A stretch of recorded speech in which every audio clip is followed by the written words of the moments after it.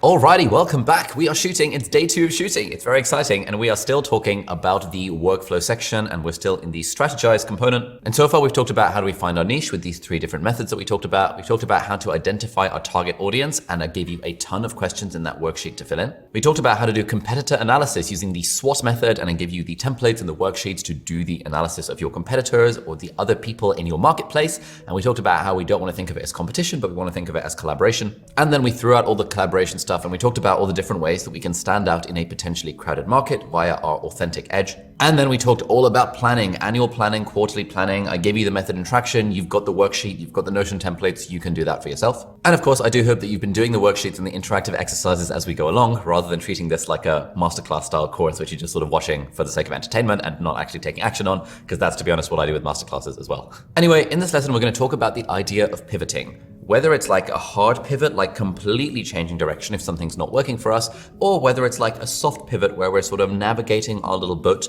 through the waters and changing stuff up over time. Especially as creators, the issue that we might have is that we probably don't want to be doing exactly the same thing for the rest of our lives. To be honest, when it comes to figuring out a niche and a target audience, this is something that does hold a lot of people back. They think, if I decide what my niche is, I am wedded to that niche forever and I cannot change that niche.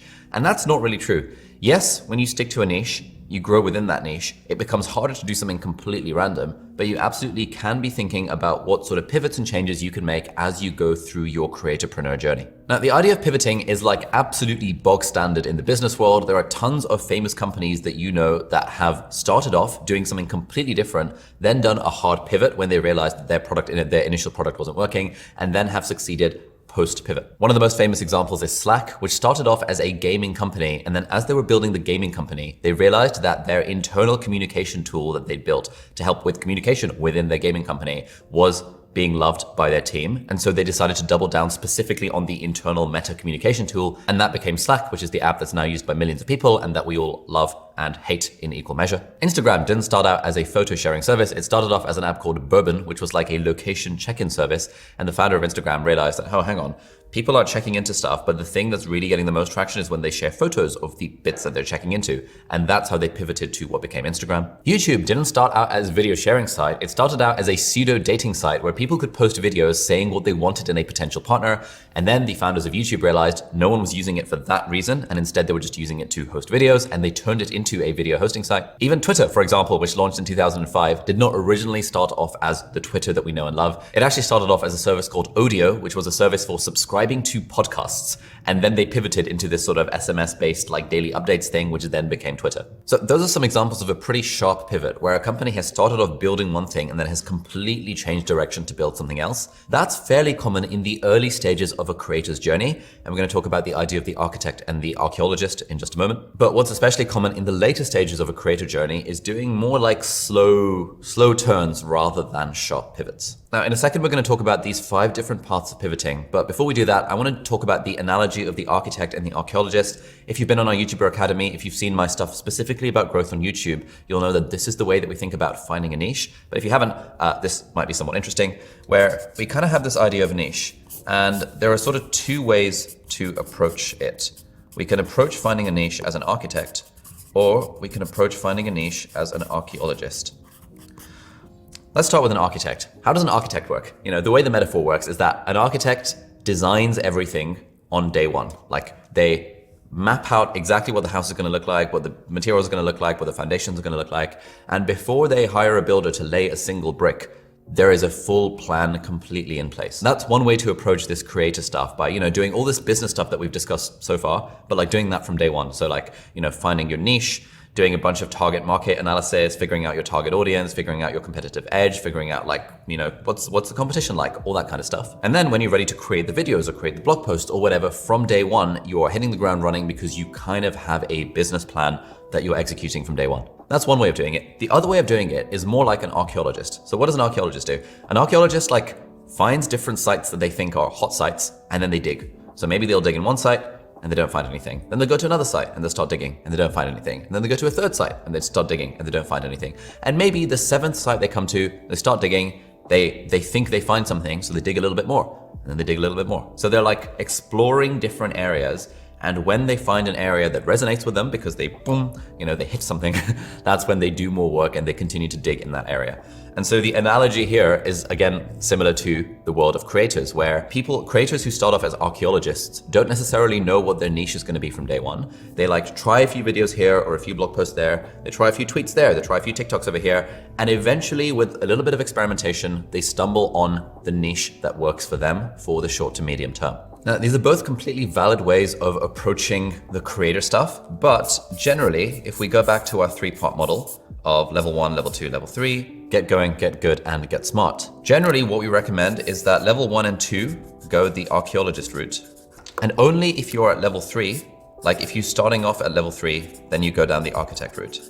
And the reason for that is that generally, unless you're if we take YouTube for example, you have to kind of get through a lot of making really bad videos before you're at the point where your videos are actually good. So for me, I was probably 30 videos in the get going stage, and it took sort of video 30 to 80 for me to finally feel after video number 80 that the videos I was producing were actually good. And the problem with being in that stage is that it's very easy to overthink the niche thing. It's like there are so many people that I know who want to start YouTube channels, but don't, because they don't know what they're going to make videos about. They don't know exactly what their niche is going to be. And there's a few different analogies for this. None of them are quite perfect, but one thing I often think is it's kind of like saying, I don't yet know how to cook, but I'm not going to learn. I'm not even going to start cooking. I'm not going to try any dishes out at all until I know what my restaurant is going to look like 2 years from now. It's let's learn to cook first. Let's explore some different cuisines. Let's see what we're interested in. Let's see what we have a natural affinity for. And then once we've gotten good at cooking, we can then think about what the business of our restaurant is going to be like. Imperfect analogy, but there's sort of the thing with YouTubers where people are like, oh, I'm not even going to learn how to make a video. I'm not going to record a single video at all until I know exactly what my niche is and I've got to carve out a space for myself in the market. You learn so much as an archaeologist by making a video here and then trying another few videos there and then moving to a new niche and trying more. And then eventually you stumble on that niche where you're actually, you find that product market fit, that creator audience fit, you find that it resonates with you, you find that you enjoy making videos in that niche, you find your audience enjoys it when you make videos in that niche. But until you've been through that process of experimentation, it's very hard to just intuit that from day one.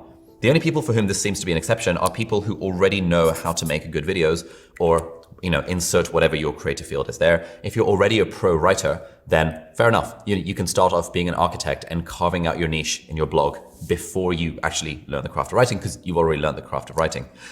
Again, to use the YouTuber examples, people who have done the architect thing successfully is, for example, Peter McKinnon, who was a videographer for 10 years before he started doing YouTube.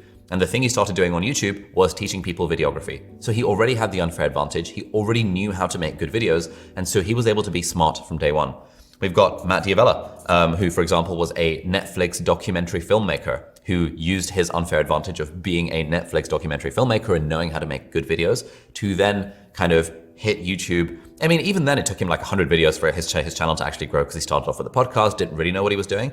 But, these people were definitely at the I already know how to make good videos stage, which is why for them, being an architect and really thinking very hard about their business plan from day one would have made sense. For the rest of us, where we are learning the craft as we go along, it doesn't make much sense for us to focus too much on kind of the business plan, the pivoting, the niche, all that kind of stuff. What we want to do is we want to try some stuff and then do some more stuff and then do some more stuff.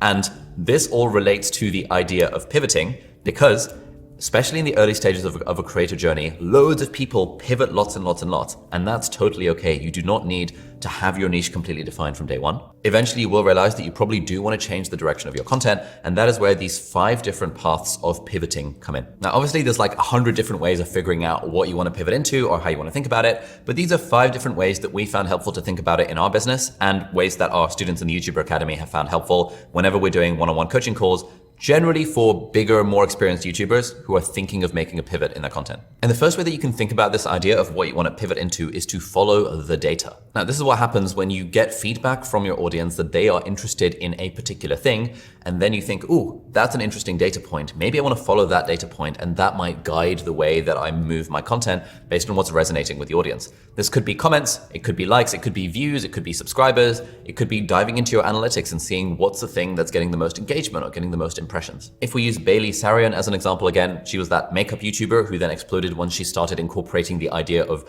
real life murder mysteries into her makeup videos. She said in an interview, In January of 2019, I finally put it up, and as soon as it was posted, I was getting view counts like I had never gotten before. And within 24 hours, I'd gotten 60,000 views. To me, that was fame. Then I was like, maybe this isn't a one-off. Let me try it again with a different story. I've just kept going and have not stopped growing since that first video. So she was clearly following the data. She stumbled on this video format, the makeup plus murder mystery thing, saw that it exploded and was like, all right, cool. I'm going to do more of this stuff. That is an absolutely perfect way to figure out, to help guide your pivots. This is something, for example, that the guys who run the podcast My First Million did. My First Million is a really good podcast. It started off as a podcast where the two guys, Sean and Sam, were interviewing people about how they made their first million. Cool, interesting concept. It passes the test of this is interesting even if you don't necessarily know who the hosts are. But over time, over a period of months to years, as they did more and more episodes, they found that they were getting the most engagement and the most views, likes, listens, downloads on episodes where it was just Sam and Sean, the two hosts, riffing on business ideas with each other. And so they were like, hang on, the data is telling us that people really like it when we just talk to each other about business ideas. It's so much easier to just talk to each other about business ideas than it is to actively reach out to guests and actively try and interview them. Why don't we double down on this format? And now at least half their episodes are just the two of them riffing on business ideas. And they stumbled on this interesting thing by following the data. There's another example from one of our YouTuber Academy students, April in Alter, and she started off making videos on YouTube about how to grow on Twitter because she had a decent audience on Twitter, and so she was making content about that. But then one day she made a video about NFTs, and that video absolutely exploded. And at the time of this recording, that video had 420,000 views compared to the sort of few thousand that her other videos were getting. And so what April did was to follow the data. She realized, oh my God, this NFT video is really exploding. And then she doubled down on content related to crypto, NFTs, Web3, all that kind of stuff. Her channel absolutely exploded since then, and within 3 months of making that pivot, she was able to make enough money to become a full-time YouTuber. And she had zero experience of YouTube or zero experience with any video stuff before she took the Part-Time YouTuber Academy plug. Now, following the data can sometimes lead you in the wrong direction. So we have another Part-Time YouTuber Academy alumnus called Matt Brighton, who is a kind of finance YouTuber based in the UK. And he also realized that if he posted crypto-related content, those videos were getting more views. And so he tried to follow the data initially, he doubled down on it, posted some more crypto content, that got more views. But what he realized is that all of his other non-crypto themed content was just absolutely bombing compared to his crypto stuff. And Matt very kindly posted on our YouTuber Academy community wins page where he shared all of the data and the analytics behind this. And so before he started posting crypto content, he was getting 20% watch time from subscribers. But then after he started posting crypto content, he was getting 2% watch time from subscribers, which showed that his main audience was not interested in most of the videos that he was putting out. And he found that anything not related to crypto was just absolutely tanking on the views and on the stats. And so Matt did something interesting. He initially followed the data by diving into the crypto thing. And then he realized, hang on, this is attracting an audience that I don't actually want. I don't want to become a crypto guy like April Lynn was becoming. He decided that he actually wanted to focus on the other aspects of financial advice, like real estate investing and like general investing. And so what he did was that he unlisted, he removed his crypto themed videos. He gave up all those extra views that were coming in for the sake of cultivating an audience that he actually wanted. And since he's then pivoted away from the crypto content, his channel has been a lot healthier and it's now up to like 17% watch time from subscribers. And so the moral of the story here is that yes, it's all well and good to follow the data, but we do want to keep in mind our hedgehog concept. We don't want to end up in a sphere where we're not passionate about the content, we're not an expert in the content, we can't potentially be the best in the world at doing that stuff. And there's a final example that I want to share, which is from a conference, a YouTuber conference that I went to in 2019 called the Power of Video Conference in Belfast. And there was a YouTube growth coach called Daryl Eves, who's like really famous. He's written a bunch of books and like coached a bunch of YouTubers about how to grow on YouTube. And he was giving a presentation about growth on YouTube and how to hack the algorithm and how to get more views, all that kind of stuff. And at this conference, this was when my channel was at like 250K subs or something like that. I made a point to put my hand up and ask questions at the end of every single talk. And I kind of became known as that guy who was asking all the questions, which was great because I got to interact with these people one-on-one and ask specific questions. And this was the question that I asked Daryl. I said to him, hey Daryl, I've got a bunch of different content types on my channel.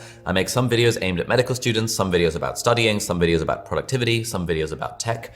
And it seems to be like the tech videos that are doing the most well, because I had a video about like how I take notes on an iPad that did really well. And the advice that Daryl gave me was that I should follow the data. I should double down, triple down, quadruple down on the videos that were doing well and not bother making any videos that were not within that niche, because you've got a niche down to blow up. Now, this advice was probably technically true. Technically, my channel probably would have grown faster if I had just doubled down on the videos that were working and really dived into the tech content and become a tech YouTuber. But there was something about that advice that didn't quite sit well with me, where I was like, okay, maybe that makes sense, But I don't think that's what I want. I don't think that's in line with my goals for the channel. And then I was speaking to a few other people at the conference. There were some people from Canon there who had seen my videos. They were like the brand ambassadors for the conference. And they were also saying that like when they heard Daryl give that advice, they were immediately like, no, this is bad advice. Don't follow that advice.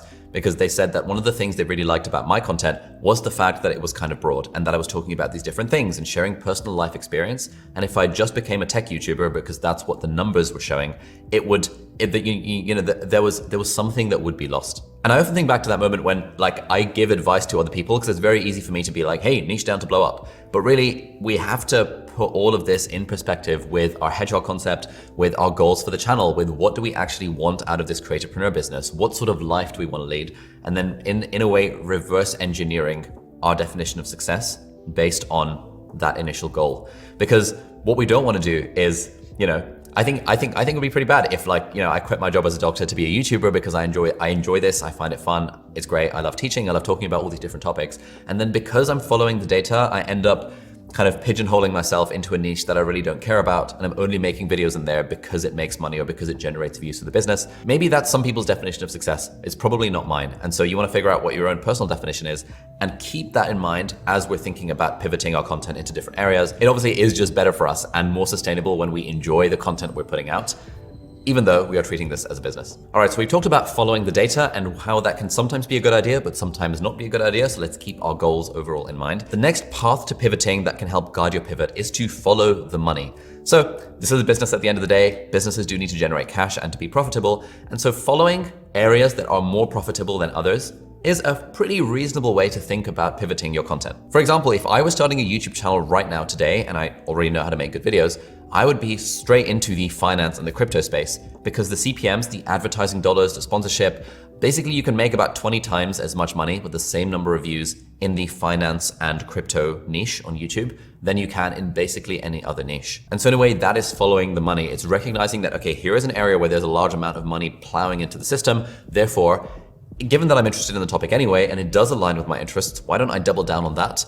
I'm also interested in books, but books don't pay very well. I'm also interested in guitar, but guitar doesn't pay very well. Let me pick the thing I'm interested in that also happens to pay really well, within that hedgehog concept area of what will the market reward you for, and that can be a way of helping guide a pivot. This, for example, is why we currently do a reasonable amount of finance-related content on the main channel. I kind of like the finance content. It's fun. I'm definitely passionate about finance, money, wealth building, business building, all that kind of stuff. But also, it has really good CPMs. It gets so much money from advertisers. We did one video last year, which ended up making over $100,000. I think $130,000 in a single year just off of one video because it was a video in the finance niche and it was a video that did well. And that, I think, was more money than we've made on all of the rest of our non-finance videos combined. So it just goes to show how sometimes following the money can lead you into a very profitable area of life. Method number 3 for helping guide your pivot is to follow the easiest path. And this relates to one of the physical laws of the universe, which is called the principle of least action, which is that when stuff happens like physical or chemical or biological changes, they tend to happen the easiest way they can, the lowest energy way they can. And one of the business principles that you might be familiar with is the 80-20 rule, the idea that 80% of our outputs are going to come from 20% of our inputs. And so another way of helping thinking about a pivot strategy is that, let's say we're making content about lots of different things. What is the 20% of the content that is delivering 80% of the results? Who are the 20% of our customers who are driving 80% of our profits? Is it really worth being on all the different social media platforms, YouTube, Instagram, TikTok, Twitter, LinkedIn, is it really worth that? Or should we double down and focus on the thing that's working for us? Again, provided it's in line with our general broad goals. The other way of thinking about this is what is the content that you personally find it easiest to make? At one point I decided it would be cool to make a research heavy content where we do a bunch of research, do a bunch of analysis of scientific papers and help answer research questions like, is coffee good for you? And then doing a big literature review, and then I would read from a teleprompter and deliver that. It was really hard to make that content. It was a very heavy lift in the research on the back end, and it was a very heavy lift for me filming on the front end because I was not familiar with the topic. Whereas filming a video like this or a course like this is relatively easy for me because I'm speaking mostly from personal experience, from all these books that I've read, and I know the topic so well that I can just riff based on a few bullet points and hopefully turn it into a decent video. And so one thing that you can ask yourself is, what are the things that are delivering value that require less personal effort from me? And that is a way of thinking about pivoting as well in a way that's more sustainable. Option number 4 for pivoting is fairly simple: to follow your heart. sometimes stuff just gets boring. Peter McKinnon famously talks about this in some of his videos, where he started off making just tutorials about photography and videography, and then he kind of got a little bit bored of that and he wanted to follow his heart and make videos about things that he enjoyed as well. So he started doing videos about wallets, about his everyday carry. He started doing more vlogs. He started adding in more series that gave him more creative freedom. Now, there is a bit of a danger with this in that if you don't already have a successful business kind of behind the thing that you're doing, following your heart, I'll do this extra thing on the side just because I feel like it, even if it's not necessarily a good business decision, might sometimes be a bad idea if getting a profitable business off the ground in this creatorpreneur thing is a priority for you. In Peter McKinnon's case, he was fairly profitable. Like, he knew that he was making money doing this thing, and so he could afford to follow his heart in some areas while retaining his business acumen, sort of retaining the structure of his business and the profitability of his business at the same time. And finally, principle number 5 for how we can potentially guide our pivots if we want is to follow our intuition. Nothing fancy about this. It's just sometimes you will just have a good feeling about a particular niche. You might not be able to justify it with data, but often the way we make gut decisions is, there's a bunch of evidence that shows that the way we make subconscious decisions or intuitive decisions, if it's an area in which we are very, very, very familiar, often takes into account far more information than we consciously know that we're taking into account. And so, for example, if my intuition was that doing summaries of books as a series on the channel would be a good thing to do, and it has proven to be a good thing to do, but I didn't really have any data to back it up. There wasn't really much money in it. It's not that easy making good videos. But it is kind of what I wanted to do because I do like books. And I just had an intuition based on a deep understanding of the market that I was in, having been in the market for 3 years at that point, consumed so much YouTube, that this would probably be a good idea. And so following your intuition in a field that you are very experienced in is generally considered good. Following your intuition in a field that you have no experience in is generally considered bad, but obviously you can kind of make your own decision with this and decide to what extent you want to believe your own intuition about the kind of paths in which you want to pivot. I want to end with an example of how we have been thinking about pivoting ourselves. And one of the main questions that I think is, what does this business look like over the long term? I started off making videos just aimed at medical students, and I knew immediately that, I'm gonna be aged out of this niche very quickly. So I need to kind of milk this niche for all it's worth, and then I need to slowly expand my niche over time so that the content I make then has longevity. Then I started making videos aimed at students, teaching students how to be more productive and how to study for exams. And this was when I was age 24 and I was a final year medical student. I was like, okay, cool. In a year or two, I'm gonna become less relevant as I get older. And so what I was thinking to myself, basically every few weeks at the time, and still to this day actually, is what does this business look like in 3 years, 5 years, or 10 years? What is the stuff that I'm going to be doing when I'm in my 30s or when I'm in my 40s? And given that it's probably not the same as what I'm doing now, what are the things that I can do now to slowly pivot my content into those areas that I see some long-term growth potential in? One thing that's particularly interesting is tech. The nice thing about tech is that the more you age in the tech niche, the more legit you become. Whereas in the student niche, the more you age, the less legit you become because you're no longer on the ground, you're no longer a student, you can't relate to student experiences. And so, for example, a bunch of the tech YouTubers that are big today have actually been doing YouTube for 10 years. And that's pretty cool because it shows that tech is a genre that has longevity. Whereas if you're a lifestyle YouTuber, there are not many big lifestyle YouTubers today who were also big 10 years ago, because generally the audience tends to lose interest in lifestyle YouTubers at a seasonal kind of rate. The other way I think about this in terms of creator pivots is, what do I want to be doing when I'm in my 40s or 50s? There's a thing around once you have stumbled on, for example, being a creatorpreneur, and it's absolutely sick because you've got autonomy, you can do what you want, you're making decent money, you've got a team around you potentially, and you're having loads of fun.